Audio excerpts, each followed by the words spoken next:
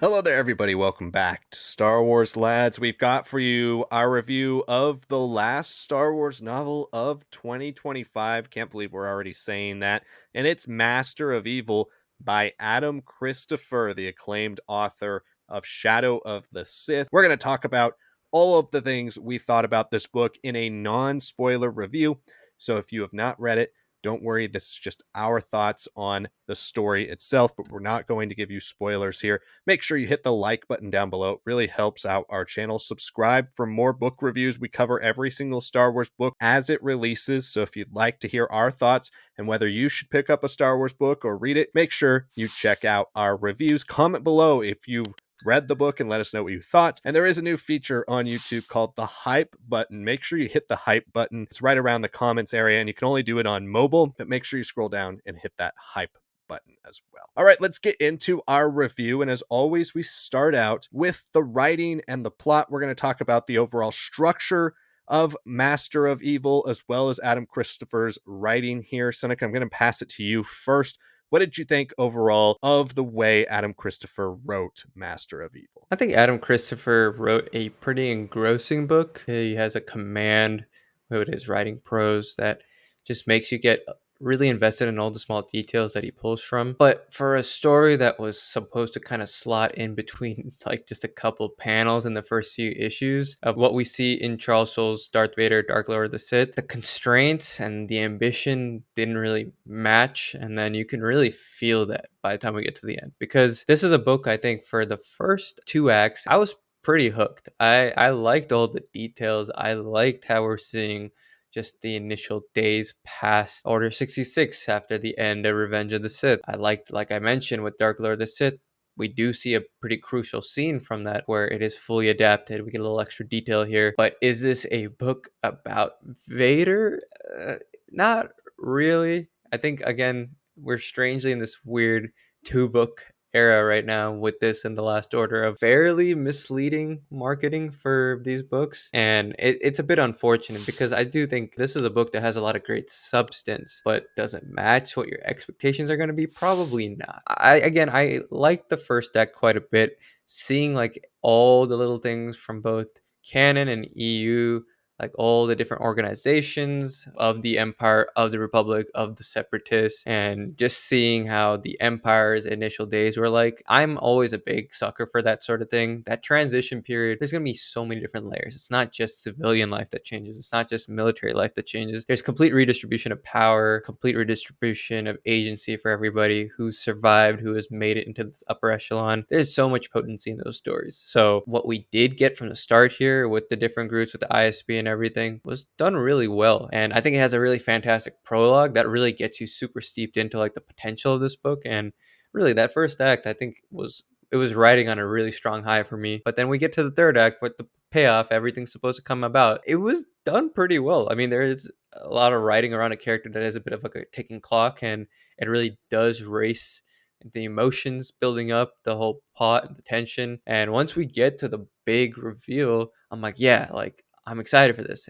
And the details of the reveal of like what Vader is really trying to achieve here, I thought were well written. Adam Christopher is not missing on the writing. Like I said, it's engrossing. It's really enthralling. And then when you realize you have only like 10 chapters left and he can't supersede anything that comes in the later arcs of Darth Vader, Dark Lord of the Sith, he can't do anything that is going to take Vader in a place that is so much bigger, more important than where he is by at least the start of Return of the Jedi. It's all the limitations that just start appearing, and it feels like a very classic canon novel where it's trying to close off a lot of different plot threads. And unlike some of those where I just felt like it was pretty satisfactory, this one I was like, oh, like I was really along with you with the ride for so long, and now you're telling me this is how you just have to close it off in the most neatest ways for a story that should not have such neat endings. That I think you can definitely see a little bit more connective tissue made to like stuff in the VR game, stuff that's being made in his original Darth Vader comic and the following Darth Vader comic that we got. There's just so much about this guy that is kind of repeats himself throughout his infancy as Vader, and then all the way till like the very end of him. Like there are periods where he's just kind of looping through different things here. And then this book doesn't even really address that, which is frustrating. And I'm being intentionally vague here, but I found myself just chewing on every single page. And then once we reached the last 10 chapters, it was a bit disappointing seeing it all be like, oh, but we have to kind of shuffle back. Like we made such an ambitious swing at this. We gave a couple glimpses at even more ambition, more potential. But we have to pull back because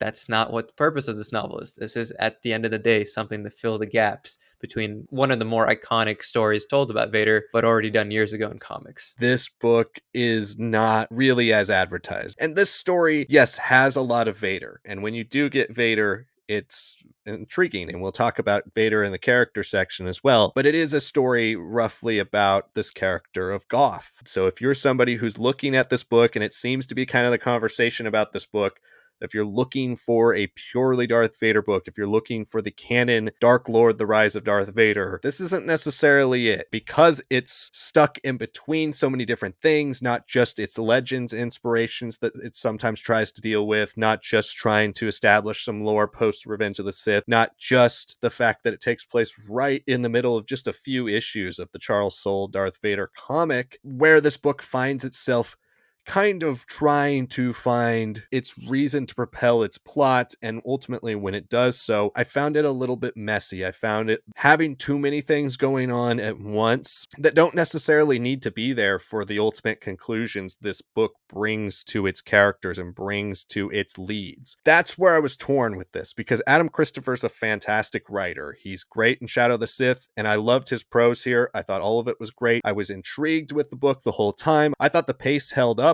I was interested. I was never bored. But the thing with this story is, and it's similar to a lot of canon criticisms, is a lot of times you walk away with the book and you're just kind of like, what was the point? I'm not really sure what this added. Master of Evil can feel that way. Now, there are rich characters here, and we're going to get to the characters in a few seconds. But overall, with the plot, I was a little more underwhelmed, especially kind of reiterating what Sanak was saying. The way it opens, it has this great opening, this great prologue, and the first act really builds into something truly fascinating. And then as the book goes on, it becomes an interesting character study, but it doesn't necessarily quite grasp the plot that it feels like it's reaching for at the beginning. It just always is being held back, and it just truly feels, again, like another victim of the way canon handles Star Wars books a lot of times, which is like, let's get you there almost, and then at the end of the day, we're going to hold off on giving major plot threads because we're going to save it for a movie or a TV show or maybe something in the future. But I don't want to come across as too negative, because I did really enjoy my time reading this book. It's as good as it always is with Adam Christopher. He is a fantastic writer. It's just the fact that this book can't quite cross that boundary into the upper echelon of canon books for me, because the plot as a whole is just kind of suffocated by all the things around it that it's trying to kind of force and fit in between. Let's talk about the characters, though, because really, for all intents and purposes, this is a character book, and that's the best part of the book, are the characters. We have Darth Vader. He's not, I would not say, our lead, and he's rarely our POV, but he's in the story for the majority of the book. The main POV is the character of Holland Goth. We also have his droid, who makes an appearance in this, Nines, who's a really interesting droid, as well as a variety of other new characters who enter the fray from a bunch of different places. But Sanak, who were your favorite characters throughout this story? What did you think of the way the story handled Vader specifically? And who stood out to you the most when the story wrapped up? Yeah, I mean, I think my favorite character is the lead of this book, Holland Gott. I think the characterization of Vader chasing after something fits very much in line with Dark Lord of the Sith, especially in the earlier arcs. That totally fine there. This was mostly about Goth and like what he's kind of struggling with. He has, like I said, a bit of a ticking clock, and it pushes his character to make some interesting choices. But it's very interesting to see someone who should be theoretically like one of the most inspired and one of the most passionate proto-fascists there is there. Like, he is a royal guard that is there from the very start before the events of the story. Surprisingly, I think Adam Christopher also kind of plays with just how close in the timeline this is to Order 66. And he's like, well, we have to maybe consider that some of these characters are the ones that are like, the ones who really believed in something or part of a military structure, who kind of get duped a little bit in a lot of ways. And they're maybe more good than they are necessarily trying to do wrong. And that's one thing I really liked about Goth. He's not someone who's necessarily trying to do wrong. And he understands there is evil, there is darkness. He understands in his encounters with Palpatine and Vader some things that are good, some things that are bad. Playing him in a like much more positive light actually sat well with me. And it's because he has a very personal stake in this mission, personal stake in what Vader's trying to uncover, what Palpatine has him assigned to chase after, that Vader's chasing after. He's like trying to hold on for dear life throughout this whole story. And it's very interesting to see him play that out. And then that's when the relationship that he has with Nines, TC-99, his droid, really flourishes. They are the heart of this book. And it was very interesting to see a droid companion that, we've seen maybe some variations of this, but never someone truly kind, truly passionate, truly like a symbiotic relation between the two of them. As far as how it goes up, approaching Vader as a character, the best way I can describe it is that Vader is kind of like aura farming for most of like this book. He has moments with God. He has moments with Apo, his old clone commander from Revenge of the Sith. Like he does all these scenes with multiple characters where he does something that's just undeniably like badass, super cool. But it's not necessarily anything about his psyche. Like we have very small glimpses into psyche. And again, when we get chances at that, when Adam Christopher is really having him explore the recesses of his mind about the dark side power that he's chasing through this book. I'm like, yeah, no, I like this. I just don't know if it was such a huge step forward from what we've already seen, though, from what Soul had really established in the Darth Vader, Dark Lord of the Sith comic. Like, it's very interesting, I think, to read this book, get this Vader, and not have ever read that comic series, because then I think you'd be like, wow, a little bit more enthralled. At the end of the day, this is a book that cannot supersede the Kenobi show. It cannot supersede the comics. It cannot supersede the original trilogy for that matter. And that's what's a big bummer, because I was like, there's a lot of interesting things that Adam Christopher, very clearly from his experience with Shadow of the Sith, is just absolutely nailing with Vader here. Just the way he talks, the way he acts, the way he's engaging with the Force, the dark side. And then you don't really get to see it taken another step further. And that's frustrating, because even if Vader was not truly the main protagonist here, I did at least enjoy what we're getting out of here, what Holland was seeing, what Apo was seeing, what the Techno Union was seeing, what Palpatine was seeing as he was chasing this and finally got his grasp over this dark power. Then it was kind of wasted. So that was my only real issue. I found myself so much more engrossed with all the characters, the small characters that we don't really return much to in Act 3. I was like, that's not the book I signed up for, even if I really did enjoy these characters. And even though I enjoyed the Vader stuff, it was like pieces of Vader attached to a very different sort of storytelling done through these characters that I wasn't looking for necessarily. I enjoyed much of it, but when I finished it, I was like, well, is this really about a master of evil? And that line, too, is something that we hear in A New Hope. And I couldn't help but thinking when we originally were speculating on what this book could be, we both thought it would be post A New Hope because of that line. I think taking the story and not just putting it in the dark times, but cramming it into the soul stuff, I completely agree with pretty much everything you said about the fact that it feels like we've seen this before. And even though we haven't seen this exact same plot, there are a lot of moments with this character that feel just so similar to so many Anakin Vader things we have seen. So the few times we really get to get under the helmet of Darth Vader, when we get to get into the mind of Anakin, it's all really good. And Christopher does a great job writing it, but it's not necessarily a new spin on things we've seen before. One thing I did appreciate that he does add is a little bit more to like some of the Sith mythology and some of the other stuff with the connections to Palpatine and the way Palpatine seduces Anakin. There are some good things that he brings full circle here, but overall it's like I've seen this in Charles Soule's comic. I've seen some of this in James Luceno's work with Dark Lord, The Rise of Darth Vader. I've seen some of this even in something like, and I think this feels very much similar and inspired by this, something like Darth Vader in the Ghost Prison. Ultimately, all the great Vader moments in this, while still really strong, and like Sanak said, I think something that will work really well for you if you haven't read those other things. I was hoping for a little bit more. It's a very interesting line to take from A New Hope and name your novel after. I personally didn't really get too much more than I have seen before. So that was what disappointed me about the way Vader's portrayed in here. Not just that he's not the main POV, which already to me was a bit of a disappointment. Also, on top of that, just the fact that it played it kind of safe. But again, the writing is so strong, it's still an enjoyable read to go through those Vader moments. When you get to Goth, he is the character that at first I was kind of just going through his chapters saying, okay, let's get back to Vader. But ultimately, you do find that not only is he going to be the main POV, but he's the heart and soul of this book, and he's a fantastic character. He's really interesting, tackling the bridge between the Republic and the Empire and the people caught in the crosshairs of both. The people who want to believe in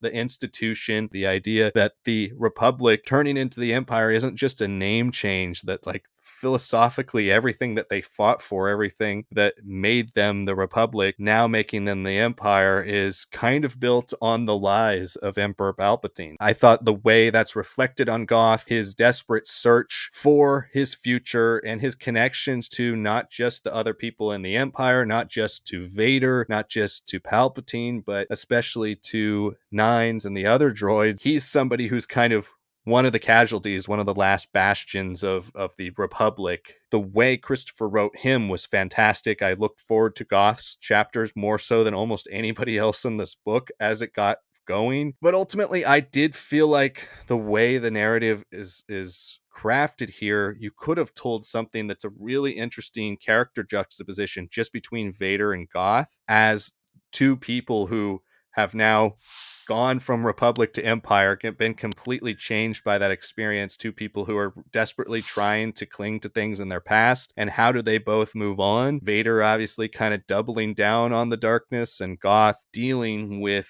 a government and a lifestyle of transition plus his own mortality. When they're both on page, they're great. When we get in their heads, they're great. But sometimes they're sacrificed for other characters that don't necessarily have the same impact that they do. Let's give our final thoughts and our score out of 5.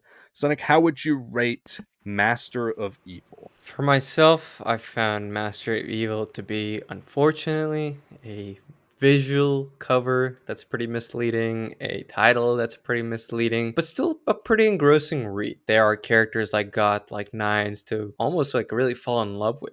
I think Christopher just has a mastery of that, and I think that is maybe like a step up from what he did in Shadow of the Sith. Even if I didn't get to see this as a book that's fully from Vader's perspective, I got two really fabulous characters in Holland Goth and his companion in Nines that were really engrossing, and especially in that first act provided me with like a freed impression of a like a sub series born out of Reign of the Empire. And it is an engrossing read all the way through, even once we finally get to the dark side power that Vader is chasing. But this is a book that has to close itself because it's a much bigger story for Vader in the movies up ahead. There's even bigger arcs that are happening. It's unfortunate, but there are bigger stories already written, and this is the one that could have been a little bit more, taking a bigger stab on like what's going in the psyche of this character, what that Master of Evil really means. And it feels less of an understanding by the end of the book and more of like a stamp, like a label that we already knew. We didn't necessarily need this book for. So a very fascinating read, a very engrossing read, one that has a lot of the issues of canon,